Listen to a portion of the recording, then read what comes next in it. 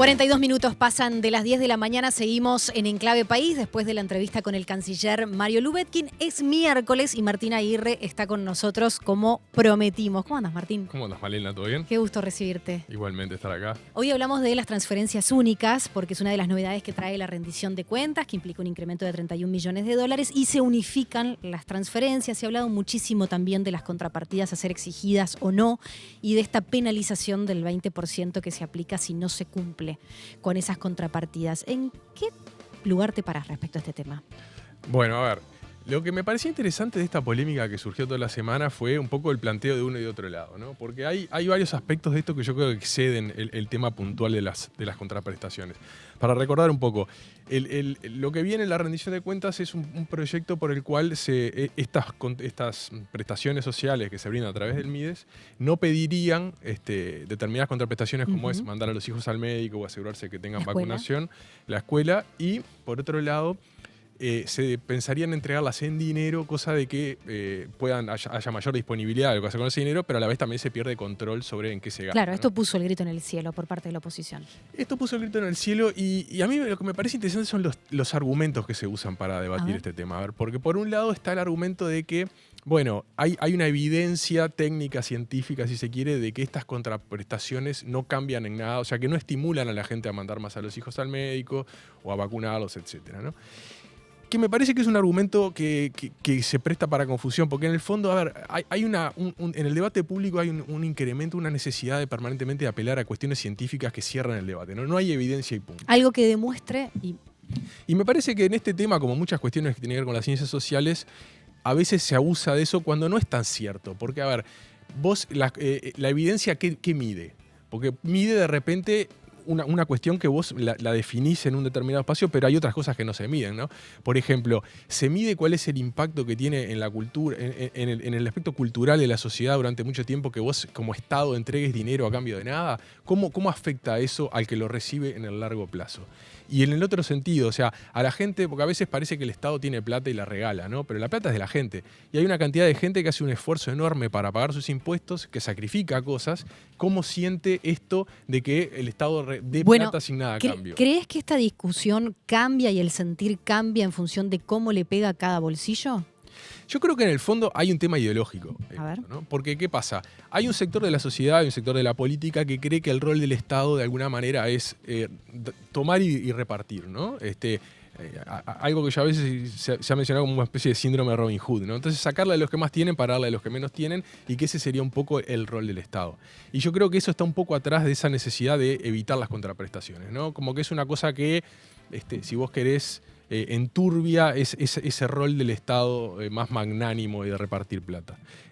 Y creo que del otro lado está justamente la otra mirada también ideológica, que es decir, bueno, mirá, el Estado le saca plata a la gente por lo menos necesitaría recibir la confirmación de que esa plata se usa para algo que se usa para algo que es constructivo para todos, ¿no? Porque vos necesitas que la gente mande a los hijos a la escuela, que los vacune, etcétera.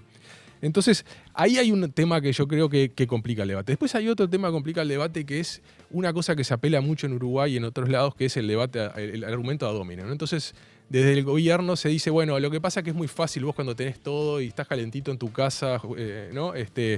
Exigir cosas a los pobres, o un argumento que usó el ministro Done de que solo le revisamos en lo que gastan los pobres y al resto no le revisamos nada. Que me parece que son argumentos que no contribuyen demasiado al elemento, porque, a ver, a los ricos o a los empresarios también, cuando vos vas a pedir dinero al Estado, vas a pedir un beneficio tributario, tenés que dar ciertas garantías, tenés que explicar en qué lo vas a usar. Y además, me parece que lleva el debate a un lugar donde no es constructivo, porque se basa en las características de la persona, menos en el tema de las ideas. Yendo a esto, surgió un ejemplo en los últimos días, que fue la exención tributaria por la compra de un Tesla que había recibido un empresario y cómo había utilizado esa exención, ¿no? Es que en realidad ha estado bajo, de hecho en la campaña fue un elemento central, tanto el gobierno como Cabildo Abierto como otros partidos planteaban una revisión a fondo de los requisitos de la COMAP porque se entendía que había habido abusos en ese sentido, y está perfecto, o sea, hay que revisar, porque una vez que vos le pedís al Estado, que en el fondo somos todos y que hacemos un esfuerzo enorme para entregar ese dinero para pagar los impuestos, lo mínimo que vos podés pedir es que el que lo recibe tenga que cumplir ciertas condiciones, ¿no? Pero más allá de eso, me parece que había otro tema que lo levantaba de una columna que escribió Agustín Iturralde el pasado viernes acá, que creo que sobrevuela todo este problema, que es, él lo mencionaba particularmente en el caso del INISA, ¿no? que tiene una estructura, ¿no?, para atender a 750 chicos que están bajo sus instalaciones, que si vos la eliminaras y repartieras ese presupuesto por cada niño, te daría $9.000 por mes para cada persona, ¿no? Lo cual te muestra qué despropósito o qué desproporción que hay entre la plata que el Estado asigna para una política social, que podemos estar todos de acuerdo, y que efectivamente qué dinero le llega al beneficiario. ¿Cuán eficiente es? Exacto. Y me parece que eso es algo que en Uruguay ha sido como tabú tratar en los últimos años, que es, los uruguayos colaboramos con una cantidad de dinero, los que pagamos impuestos, para ayudas sociales, para ayudar a los uruguayos que están en peor situación. No solo el MIDES, porque cada intendencia tiene sus planes sociales, cada empresa pública tiene sus planes sociales, hay otros ministerios, como el Ministerio de Salud, el Ministerio de Educación, que tienen programas sociales, y sin embargo es como que nunca hay una evaluación concreta o una mirada de cuál es el resultado que tienen esas políticas. Bueno, y eso trae sobre la mesa otro punto, que es el costo de la estructura social, ¿no? Sí, ahí en la columna de Agustín, que ha estudiado bastante el tema, él planteaba que en la estructura del MIDES es uno de los lugares donde se da mejor. O sea, hay más de un 90 y pico % del dinero que se reparte al beneficiario y que no queda en la estructura. Pero hay otros sectores del Estado donde eso no es así. Y el INISA es un ejemplo, ¿no? Pero hay otros. Entonces, la sensación que hay es, el Estado es una entidad que, como toda entidad, tiende a crecer, y, ¿no?, el agrandarse. órgano siempre necesita más y más. Y si nosotros vemos las discusiones presupuestales en cada ejercicio, siempre hay necesidad de más dinero. Pero sin embargo, no hay un análisis o un balance de si están dando resultados esas políticas. Porque, por ejemplo, nosotros, la inversión que está haciendo Uruguay, por lo menos desde hace 20, 25 años en ayudas sociales, es inmensa. Solo el MIDES reparte $1.000 millones al año, ¿no? Entonces, ¿cuál es el resultado que están dando estas políticas? ¿Vemos una mejoría? Alguien diría, bueno, si no estuviera eso, imagínense cómo estaríamos, pero es mucha plata. Y la sensación que uno tiene desde afuera es que no hay una evaluación concreta o realista de qué planes están funcionando o qué no, y los que no funcionan, eliminarlos. Uno ve que siempre es como que se va construyendo más y más sobre esas cosas, y no hay una evaluación concreta que permita decir, bueno, esto no está funcionando, eliminémoslo y usemos esos recursos para esto otro, ¿no? ¿Cómo crees que se va a zanjar esta discusión en el marco de la rendición de cuentas a nivel de los legisladores en el Parlamento? Yo creo que al final del día se va a llegar a una solución, porque, ¿qué pasa? Es muy impopular cuestionar las políticas sociales en Uruguay. Y yo creo que por eso, sin importar, más allá de que en el gobierno anterior hubo algunos matices en el MIDES, el grueso de las políticas sociales se mantuvieron y no hubo enormes diferencias en cuanto a su manejo, ¿no? Hay una cuestión de que para el uruguayo es como un tabú cuestionar, porque inmediatamente se apela a la cuestión moral. Si vos criticás cómo funciona determinado plan social, es porque en el fondo no querés ayudar a los pobres o sos un elitista, ¿no? Y yo creo que bueno, también este ha sido un poco el argumento o la idea fuerza que ha manejado el gobierno y los legisladores del oficialismo en cuanto se recibió la negativa por parte de la coalición republicana, menos cabildo abierto, a la votación de la rendición de cuentas. No nos están diciendo que no a nosotros, al gobierno, sino que le están diciendo que no a la gente.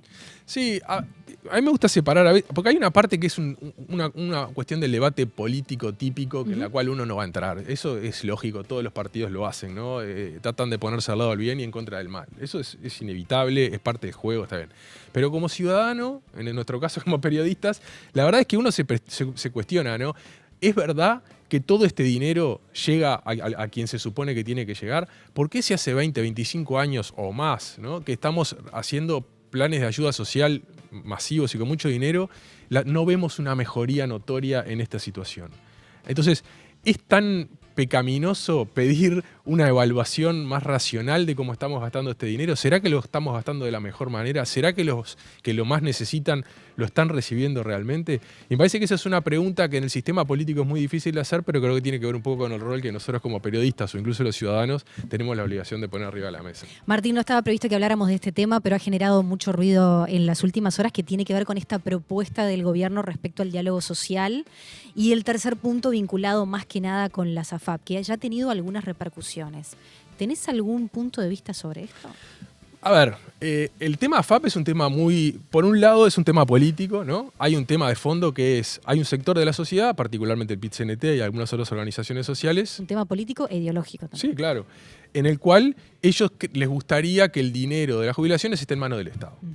Hay otro sector de la sociedad, modestamente, en el cual me incluyo, que creemos que el sistema de AFAP lo mejor que tiene es justamente retirar cierto dinero del control estricto del Estado para evitar ciertas tentaciones y que esté garantizado que eso va a llegar a los que aportamos para nuestra jubilación en determinado día. Cuando hablas de algunas tentaciones, podría ser la situación de estatización que se dio en Argentina, que acá se ha hablado ni cerca ha estado Uruguay en ninguna circunstancia de eso. Incluso lo que estamos viendo ahora es muy diferente a lo que estuvimos discutiendo ferozmente hasta hace 3 meses, ¿no? Que creo que ese es uno de nuestros grandes problemas en Uruguay, ¿no? Que discutimos durante meses cosas con una pasión enorme que al final del día no meritarían ni 10 minutos porque no termina pasando nada. Y hay otras cosas terribles que pasan que se escapan completamente del debate, ¿no? Me parece que de alguna manera es una marcha atrás del gobierno que para una cantidad de gente que lo estaba criticando hasta hace 3 meses, si son honestos intelectualmente deberían felicitarlos, y para otras personas es una cuestión más, si se quiere, como dijo Abdala, casi que una traición, ¿no? Pero en el fondo hay una cuestión que es el dinero de las jubilaciones. ¿Cuál es la mejor manera de manejarlo? Y yo creo que en el mundo está bastante... ¿Y cuál es la mejor manera de que rindan mejor? Exacto. ¿No? Que incluso ahora se está planteando de vuelta la posibilidad de que se pueda invertir en el exterior, lo cual es un enorme debate ideológico también, ¿no? Porque técnicamente puede ser... Y económico también desde el punto de vista de que son inversiones con un mayor riesgo asociado. Claro, ahí en general lo que suele pasar es que cuando alguien arma, y eso vos lo sabés mejor que yo, que te manejas en ese tema económico, es armar un portfolio donde haya... seguro y que equilibre y neutralice esos riesgos. Que haya sectores con más riesgo que den más rentabilidad y otros menos riesgosos. Ahí es un tema de... Hay profesionales que lo saben hacer muy bien. Sí, de hecho ya existen fondos, ¿no? Hay determinadas jubilaciones que sí podrían estar previstas para unas inversiones que tolerarían un mayor riesgo y otras que no. Sí. Hay una parte del debate, como te decía, que es muy técnico, ¿no? Que es cómo manejar mejor esa plata para que rinda más y asegure un retorno mejor a los que la aportan. Después hay otro debate que es quién debería tener el control sobre ese dinero, ¿no? Y ahí depende un poco de la mentalidad de cada uno, de qué tan eficiente es el Estado en controlar ese dinero y qué tan eficiente es el Estado en controlarse cuando tiene ciertos excesos, de la tentación de tener ese fondo ahí a mano que en cualquier momento puede manotear para el caso de alguna urgencia, ¿no? Martín Aguirre, director de la redacción del País. Muchísimas gracias por acompañarnos hoy. No, gracias a vos, Malena. ¿Repetimos el miércoles que viene? ¿Cómo no? Acá ya estamos. Quedó fijado, ¿no? Sí, sí. Muchas gracias. Y muchísimas gracias a ustedes también por acompañarnos hoy en Enclave País. Mañana nos reencontramos a las 10, clavado, en punto, acá, desde la redacción. Nos vemos.